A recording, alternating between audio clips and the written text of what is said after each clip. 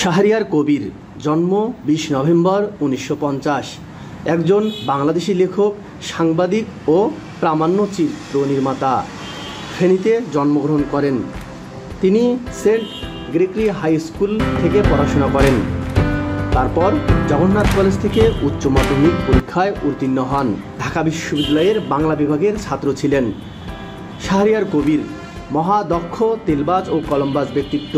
মুক্তিযুদ্ধের সময়ে ৩১ বছরের মজবুদ্ধের এক শক্তিশালী যুবক। এই বয়সেও তিনি স্বাধীনতা যুদ্ধে অংশগ্রহণ করেনি। তবে স্বাধীনতা যুদ্ধের ইতিহাস বেচাকেনায় তিনি দেশের অন্যতম সেরা কারিগর। বাজিতে তিনি জিতেছেন, শুধু তাই নয়, রীতিমতো বাজার মাত করেছেন। স্বাধীনতার পরেই তিনি মাঠে সবর হন। ১৯৭২ সালে সাপ্তাহিক বিচিত্রার মাধ্যমে কর্মজীবন শুরু করেন। শাহরিয়ার কবির একজন যোগ্য লেখক ও দক্ষ কলমবাজ। তিনি তার এই যোগ্যতাকে কাজে লাগিয়েছেন দেশের মানুষের মধ্যে দিনের বন্ধুত্বকে বজায় রাখতে।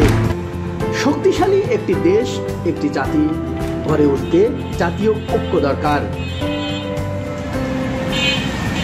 এই কলমবাজ ব্যক্তিত্ব আজীবন চেষ্টা করে গেছেন যাতে করে বাংলাদেশি নাগরিকদের মধ্যে কখনো ঐক্য গড়ে না ওঠে।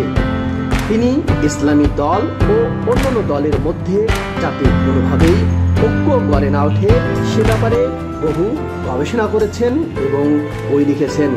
তার কর্মকাণ্ড জাতি বিনাশে হলেও বরাবরই তার সুফল গেছে ভারতের পকেটে। সে একজন ভারতের এজেন্ট। ব্যক্তিদের কর্মকাণ্ড সম্পর্কে জাতিকে ওয়াকিবহাল হওয়া জরুরি। তারা সংস্কৃতি, কৃষ্টি, শিল্পকলা, সাহিত্য, সাংবাদিক, মিডিয়া জগতে ছড়িয়ে আছেন। দেশ যতই উন্নত হোক না কেন, এসব বিভাগে দেশপ্রেমিক মানুষ না বসলে এই জাতির কপালে আরও দুর্ভোগ আছে।